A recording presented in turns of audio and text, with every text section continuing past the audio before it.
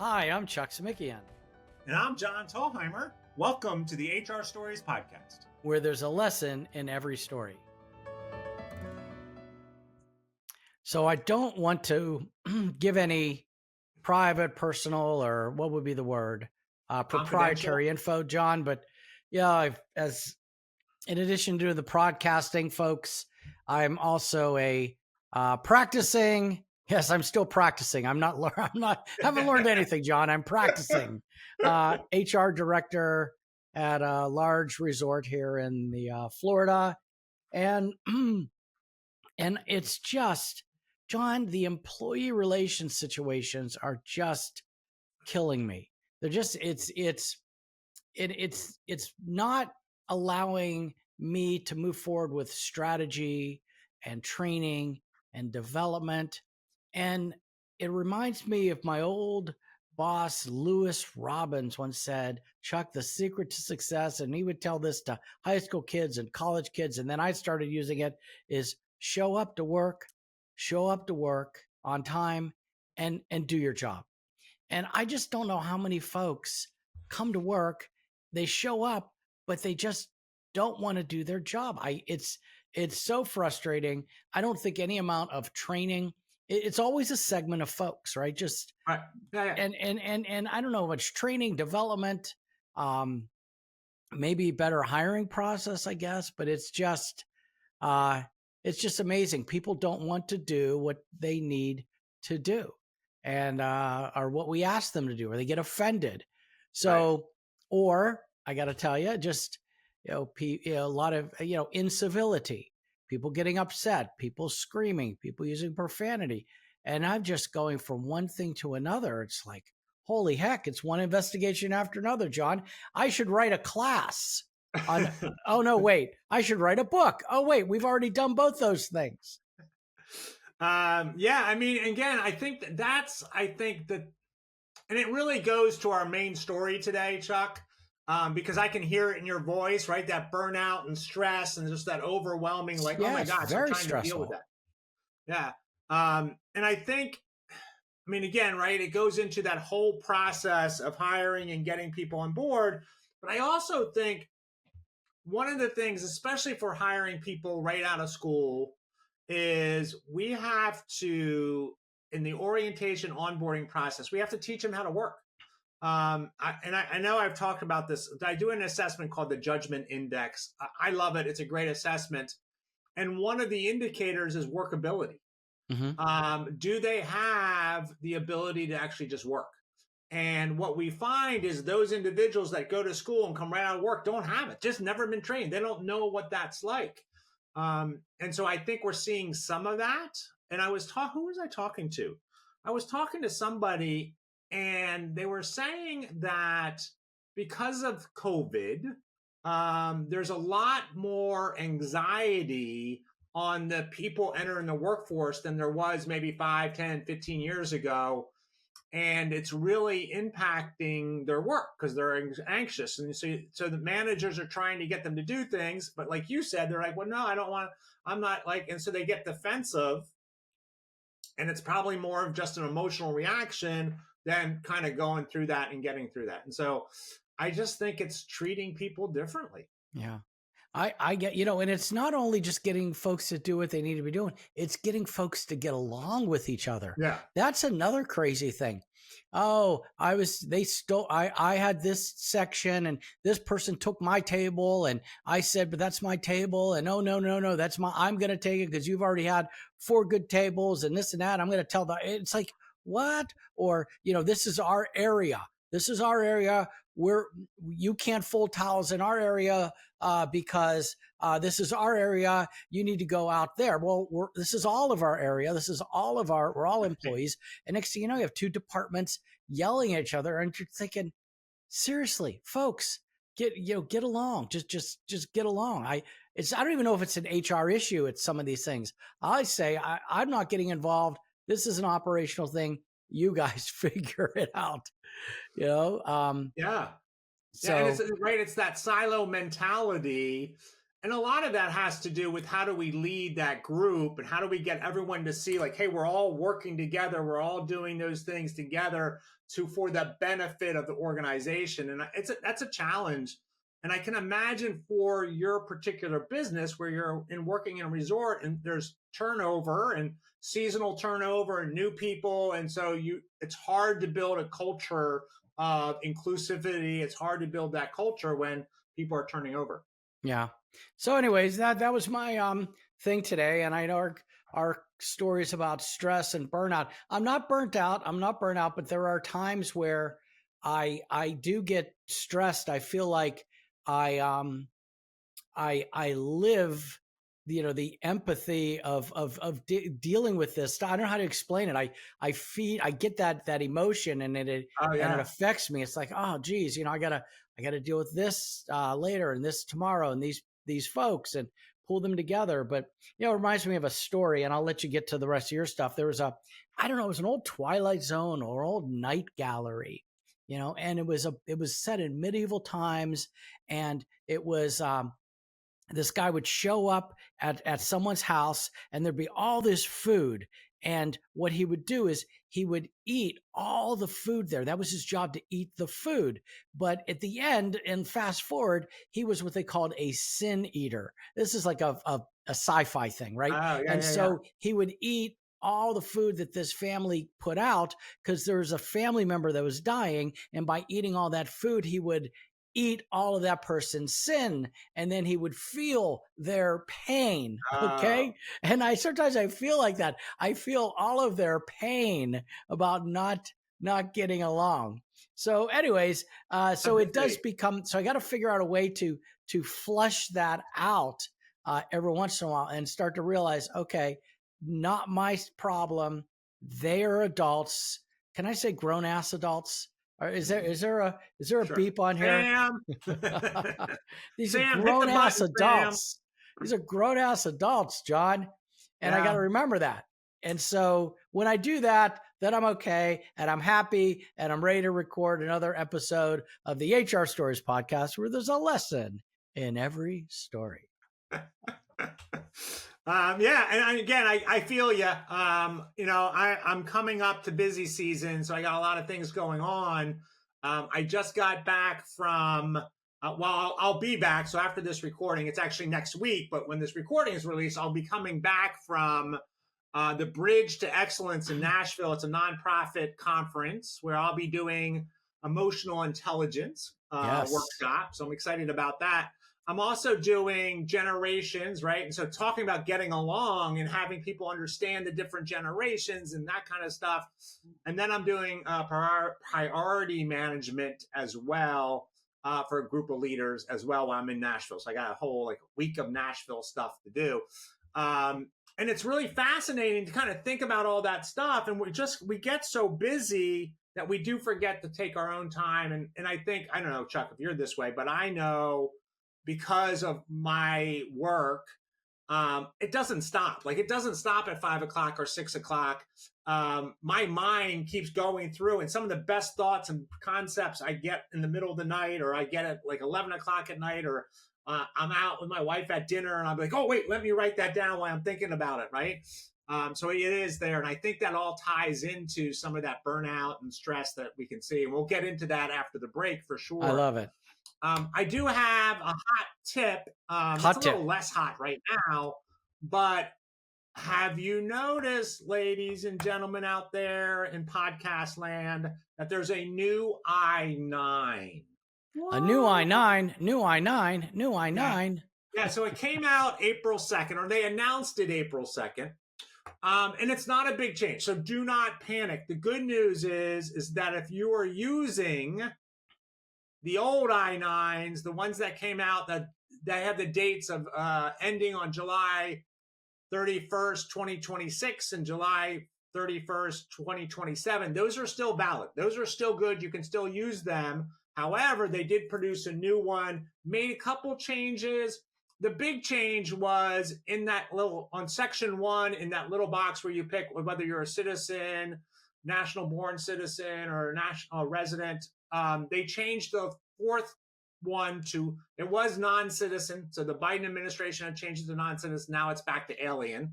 Okay. And so I can make my alien jokes in the class before, like, I hey, love it. the aliens are coming in from space and they're going to take your job. And so that's it. And they updated a little bit on the list of acceptable documents. It was kind of like a weird find Waldo, like what did they make the changes on?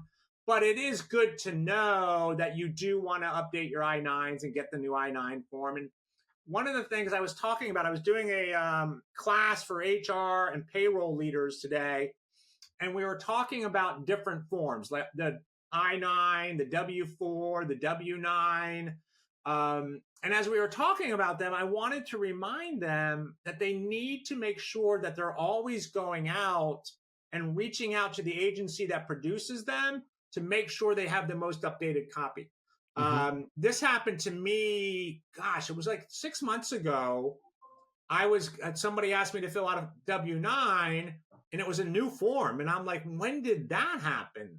And so just kind of paying attention, reaching out, making sure that you have the most up-to-date one. I think it's a good reminder to all of us because we do get in, oh, I downloaded it, it's in my computer, we'll just use that one. And then all of a sudden it's out of date. And so I think it's just like a reminder to make sure that we're using the most updated forms. Kind of I'm telling you, we're doing I-9 audits now, and a lot of our I-9s from the past were done on paper. Now everything's done electronic through ADP, and we've been double checking all the paper I-9s and destroying based on the schedule, and then going ahead forward, making sure that we have all the I-9s, and then when we have them, we're then scanning them into ADP now. I'm trying to get rid of the books of I-9s so that we have at least of active employees.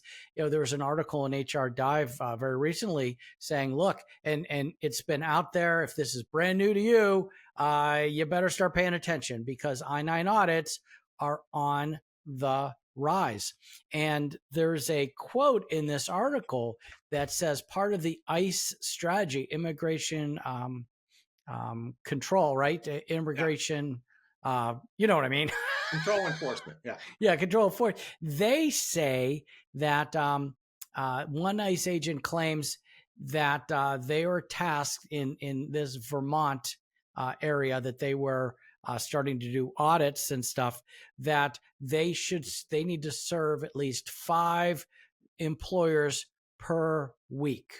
And as they expand their capacity, and maybe that's where all those IRS agents are going to go to be I-9 auditors, who knows? But if you're a big company, if you're a small company, get your I-9s together and listen to John talks about there's a new I-9 form, or if you have an electronic system like an ADP or a Paycor, Paychex, Paylocity, blah, blah, blah, right? Make sure they're using the most common form too. Yeah, right. Yeah, it's important to kind of keep that there. And I think we've been saying it probably for a couple of weeks now, or a couple of episodes anyway, where we all of us, just get your I-9s in order, right? Because you don't want to be caught up in that, right? And so there are more auditors, as Chuck coming out. You don't want to be caught up in it just because you were too lazy to look. So I would recommend highly in the next couple of weeks that you go through and do an I-9 audit. If you need a couple extra pair of eyes, Chuck and I are available, or I'm more available than Chuck is, but definitely just go through, make sure they're up to date and do that. I would highly recommend it.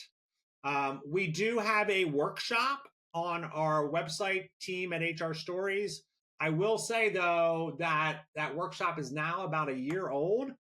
So it has the old forms, the not the old forms, but the old forms, not this new one that just came out today, but it's pretty accurate. And it has a lot of great information. So definitely worth checking out and doing on there as well. So definitely worth doing. All right. Excellent. Well, John, where do we go from here? You got anything else for us before we launch into our I think we dive today? right into the big story. I think that's what we do, is just dive right in. The big story. All right. Story today. And I want to say, so before we get into this story, and we will get into it very quickly, I do want to say that the story is a little different because we're not talking about a particular company. We're not talking about a particular case. We're talking about something that when I talk to HR, I talk to leaders as well, small business owners, when I talk to people in the workplace, this is one of the main topics that come up. And so I definitely think we should be diving into it, talking about it. And I'm looking forward to it because I think there's a lot of great information in here. We did a lot of research around this. We wanted to bring it to you. We talked about this at our 2 episodes ago. And so we wanted to kind of jump back in and make sure that we had that conversation. Yeah, no, it's great because I know you talk to a lot of employers. So today we're diving into a topic that's increasingly pressing for HR professionals and leaders, and that is burnout and stress. So recent shifts in federal policies have introduced, I guess, significant challenges that are reshaping our workplace and our personal lives. Yeah, Chuck, I mean, I'm on it, right? I agree 100%. And look, the federal government, right? The Trump administration, recent actions, including workforce reductions and policy changes, have placed HR professionals at the forefront of navigating these transactions, right? We hear it from everybody in private and in government and things like we need to deal with this. We're trying to figure that out. The Department of Homeland Security, as Chuck was kind of saying, has initiated voluntary workforce reductions, offering buyouts to employees as part of their broader effort to realign staffing with evolving mission needs, where they're now focusing on doing audits and making sure immigration is up to date, right? And so kind of getting into some of that. Sure. And then the current administration rescinded Executive Order 11246, mandating affirmative action programs for federal contractors. And that's a huge policy shift, huge 50, 60 years of policy. And it affects how organizations approach the diversity and equity inclusion initiatives. And that can directly impact HR strategies and compliance requirements, depending on where you are and what industry you're in. So, we've delved into these challenges and strategies around DEI in episode 114 titled Beating the Challenges of Being a CHRO. Listeners, you can revisit that episode for a deeper exploration of DEI's evolving role in the workplace. Yeah, and actually, I've been really kind of thinking about this, Chuck, and I'm working on a new framework called the Advantage Point, which you and I have talked about. And I think it's not a substitute for DEI, but it is a great way to kind of communicate about it and talk about it, which I think will be much more much more open and really kind of talk about it because it's more about how do we see the world and how that perception of the world may be different and is different from everyone else, right? And so kind of looking at that. Yeah. And the worst part of, well, go ahead, Chuck. No, continue. Oh, so I think, right? So these developments are happening in the workplace, but they're also having personal ramifications as well. Many of the HR people that we've been talking to are dealing with stress from potential job losses within their families or among friends. There's this uncertainty surrounding employment, coupled with the responsibility of managing organizational change. This just can be overwhelming to people in the workplace. Some of the stuff that you've been going through, Chuck. Yeah, and exactly. So the pressure to support employees during these turbulent times also, while also grappling with personal concerns, can lead to this significant stress and burnout. We're getting it from both sides, I guess. So it's crucial for HR leaders to recognize these challenges, seek strategies to maintain their well-being and effectiveness. Yeah, and so today's episode is really about exploring the causes of burnout and stress, discussing practical steps to support ourselves and our teams, and highlight resources available for those seeking assistance. It's essential to address these issues, right? Head on to foster resilience and sustain our ability to lead effectively. We don't want burnout and stress to cause issues in the whole organization when there's an organizational breakdown. But here's the thing. Chuck and I are not like the only people out there. You're not the only one doing it. According to Gallup, full-time employees in the U.S. are now working fewer hours than they were 5 years ago. In 2019, the average was 44.1 hours per work. In 2024, it's down 42.9, which may not seem that bad. For younger workers under 35, the drop is nearly 2 hours per week, equivalent to 2 additional weeks off per year. While this may signal a rebalance of priorities, it also is tied to declining well-being, engagement, and trust in institutions, key contributor to the rising burnouts. Gallup notes that while productivity gains through technology, including AI, are helping employees, especially younger ones, are prioritizing overall well-being in work life balance more than ever before. Still, for those working over 45 hours a week, particularly those who are disengaged, the risk of burnout skyrockets. Leaders should see burnout not just as an individual issue, right? Not, oh, that's just that one person. It's really a cultural one.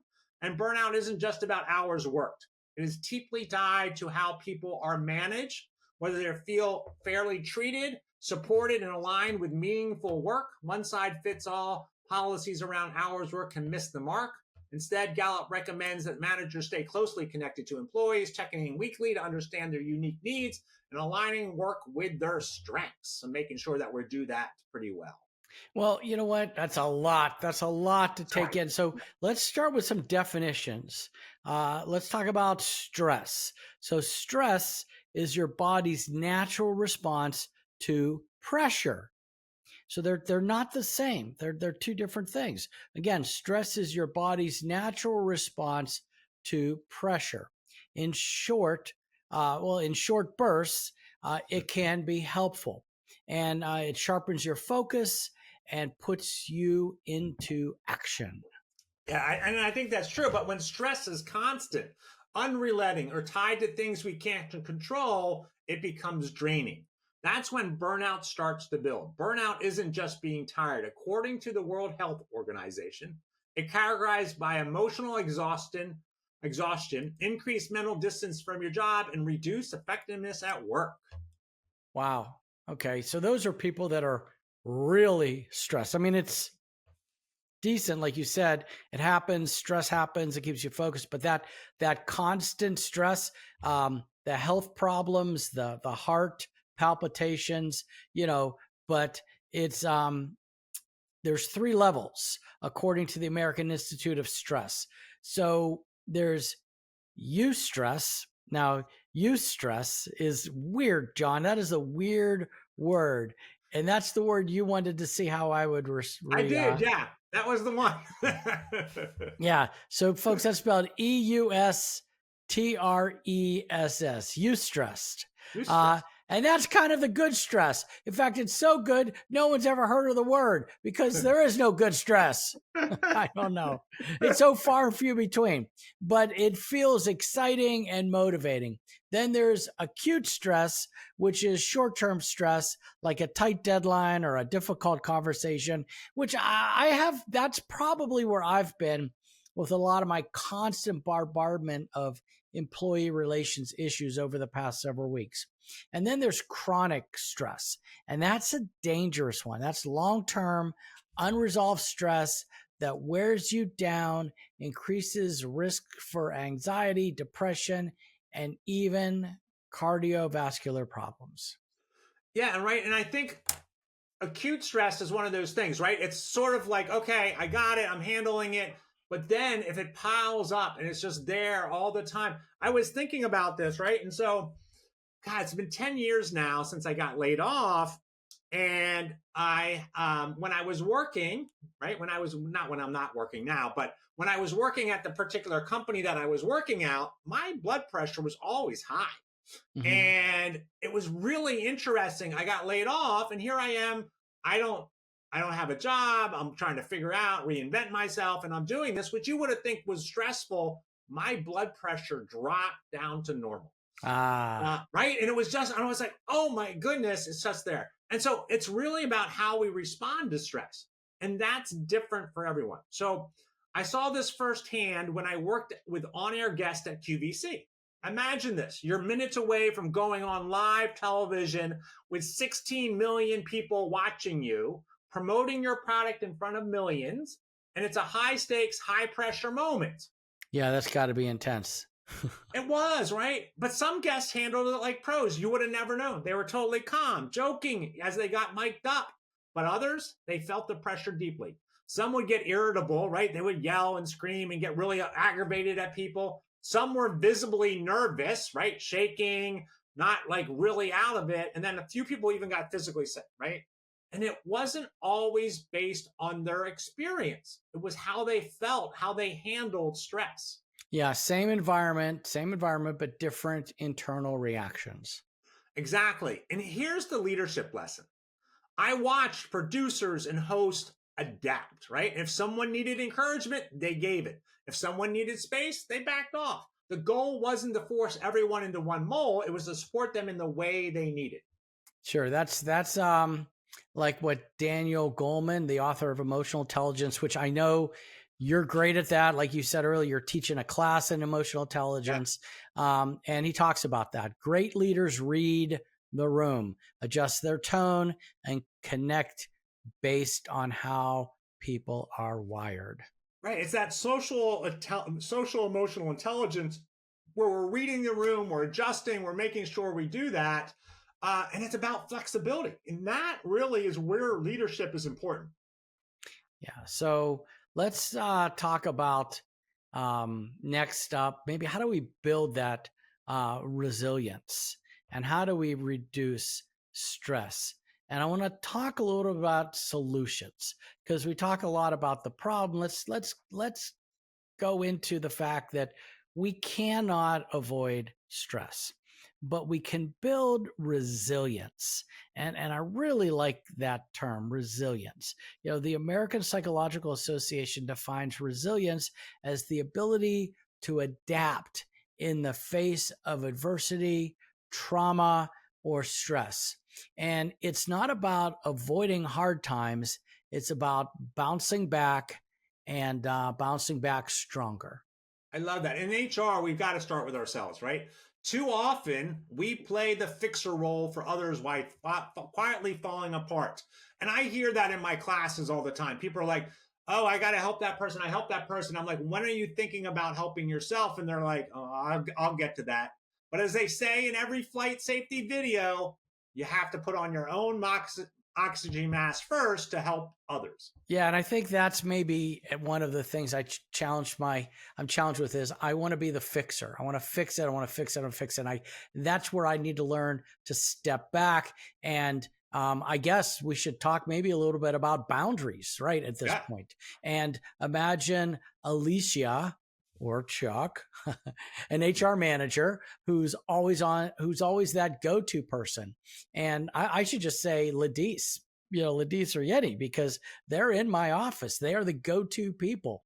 And so, but anyways, this person, Alicia, solves every fire, never says no, works late, skips lunch, and she's exhausted. One afternoon, someone from another department asks her to put together onboarding materials for a new hire that same day.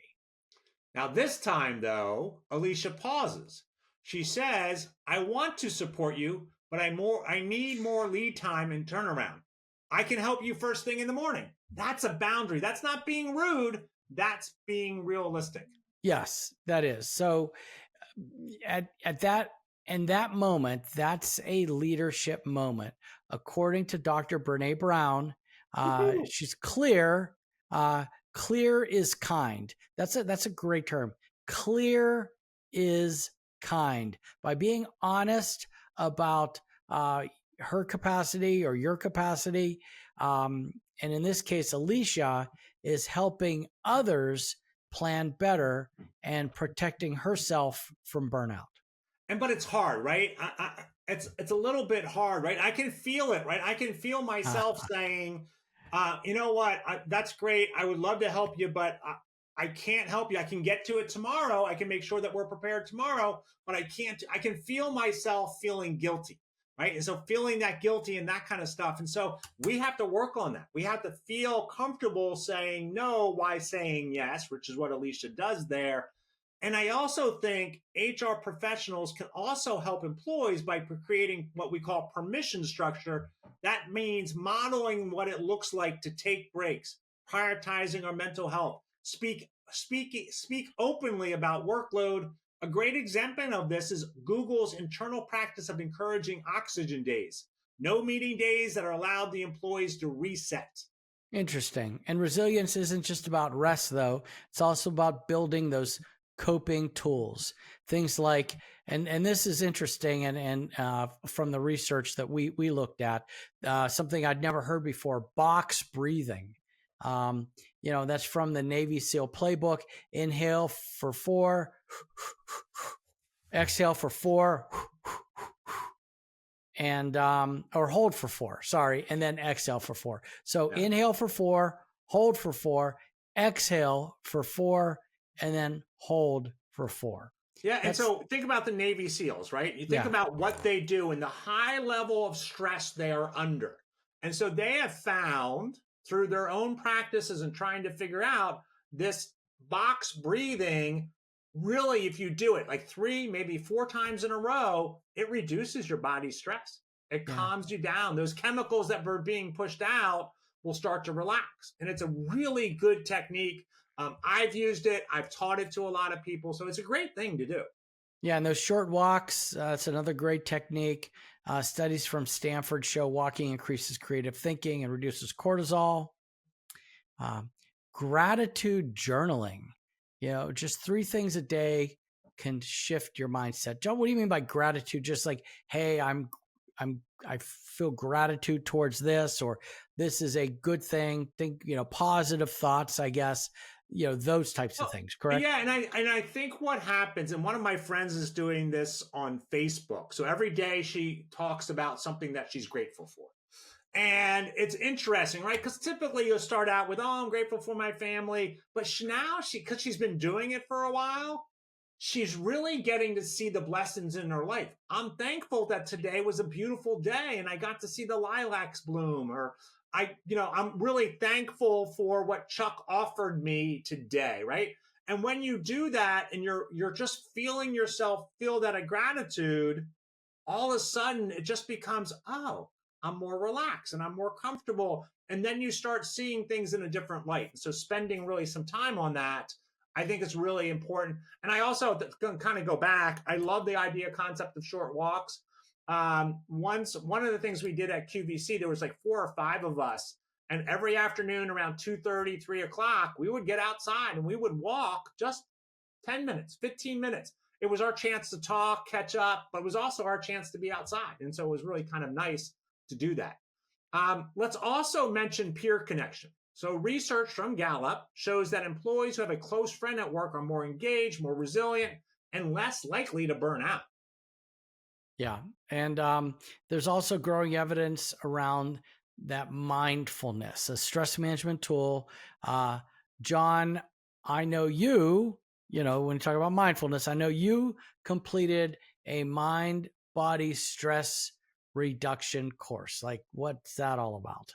Yeah, right. It was one of these things, and this was, I don't remember. I did it like 4 years ago, 5 years ago, as part of my mindfulness practice. So mind-body stress reduction is based on the work of John Kabat-Zinn, so very high into mindfulness. And what he was doing was he was working in this hospital. And he would start talking to doctors and stuff, and all the doctors were like, yeah, we're sending them home. And they're like, wait, that's all you can do for them? They're still in pain. And they're like, well, there's not much else we can do for them. And so he was thinking, like, how can we do this and what's the way to do it?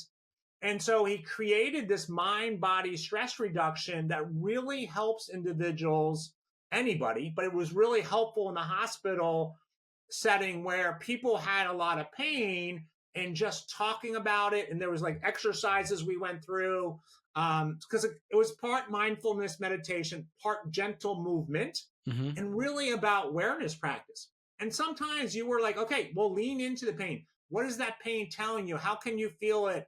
And then other times it was just sitting there and just trying to be mindful, and just anything that came up, those stories that we're always telling ourselves, being aware of that can be really cool. The goal of this, right, mind-body stress reduction, is to train your attention so you respond to stress more thoughtful, right? Stressful things more thoughtful instead of reacting automatically, right? It's that whole respond versus reacting. And it really helped me build daily habits like mindful breathing, pausing between tasks, that make a big difference in how I handle pressure.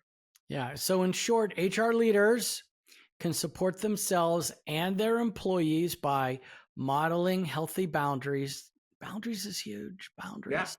Checking in regularly. Checking in is huge too. Gosh darn it. Okay. Two huge things here. Encouraging recovery, just not productivity. Another big one. I'm trying to find like the one thing, but they're all Yeah. like the one thing. Giving people space to be human and promoting the mindfulness practices and self-awareness. Yeah, giving people space to be human. I was watching television or something, and somebody was talking about being human and making mistakes and that kind of stuff. And I'm like, gosh, do we give ourselves permission not to be perfect? And I think that's a really important. It was a really kind of like, for me, like a mindful lesson. Going, do I do that? I probably don't do that as much as I should.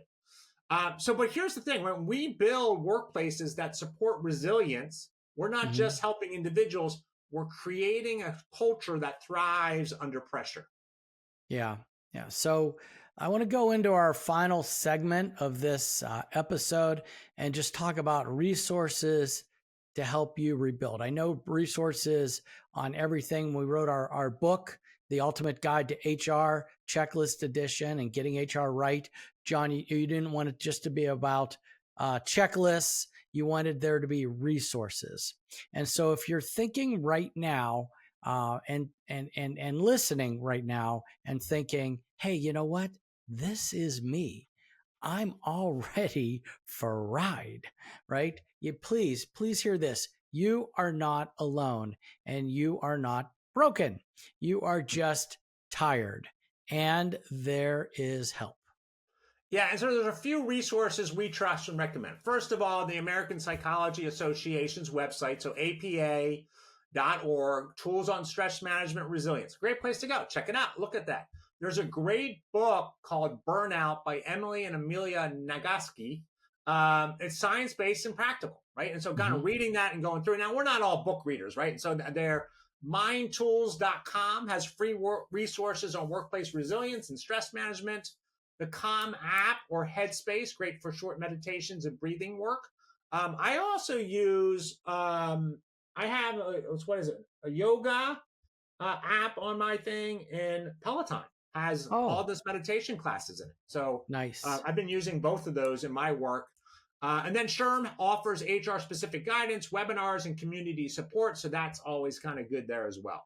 Sure. And if things feel overwhelming, reach out to coach, counselor, or therapist. Therapy is not a last resort. It's a smart investment in your mental well-being. And I will tell you, most of you listening out there, many of you that work for, medium to large companies, even small companies, you have access to EAPs, employee assistance programs, that offers free sessions, free therapists, phone calls, are just a phone call away, just an email away. And if not, usually your health plan offers something. So definitely check it out. Smart investments into your well-being. Yeah, and I will say that in periods of my life, numerous periods of my life, I reached out to a therapist, and it was so beneficial. And I think I had this experience not that long ago. I was doing a coaching, leadership, strategic planning session, and we were talking about many things and that kind of stuff. But we got on stress and burnout and mental health, and the CEO's like, no, mental health is really important. We got to figure this out. We got to do it. And can we give everyone an hour in the company once a week to deal with their mental health and make sure they're doing it, right? And so kind of doing that stuff. And everyone's like, yeah, that's a good idea. And then he's like, no, I got to tell you about my experience. And he talked about his experience of going to a therapist and how beneficial it is and how he uses that to CEO for an HR person to open up in front of the team to like, I use it. It Mm-hmm. really allows other people to go, oh, well, maybe that's something that I can use, right? And I think there is this stigma. I've been doing a lot of work down in Tennessee with the Tennessee Department of Health and mental health. And so we've been talking a lot about the stigma and how do we get around it and that kind of stuff. So it's great. Definitely want to do that as well. So stress and burnout does not mean that you have failed. They're Mm-mm. signals, right? They're just stress signals. Something's out of balance, and it's okay to pause, adjust, heal, kind of look through all that stuff. Yeah, and leadership isn't just about powering through everything. It's about knowing when to rest, when to ask for help, and how to model those behaviors for others.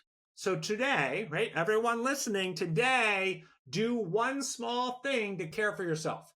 Turn off your laptop 5 minutes early, take a lunch break, or check in with somebody and say, hey, how are you feeling? What's going on? How are you doing really? And John, I'm going to take a nap right after this recording. How about that? That's 5-minute great. I cat think nap. you need it. That's good.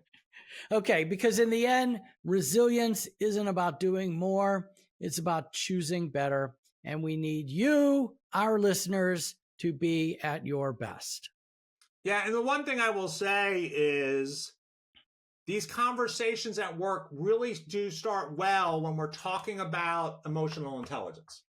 And doing workshops and spending time with people. I love doing those workshops. It's one of my favorite workshops to do because it not only helps the workplace, but it helps people in their everyday life. And so if you need that, do reach out to us email us at team@hrstories.com. That sounds like a lot of things, but Chuck will put it in the notes and you'll have it in there. But please, thanks for joining us. Take care of yourself. Take care of your team. And we'll see you next time on the HR Stories podcast.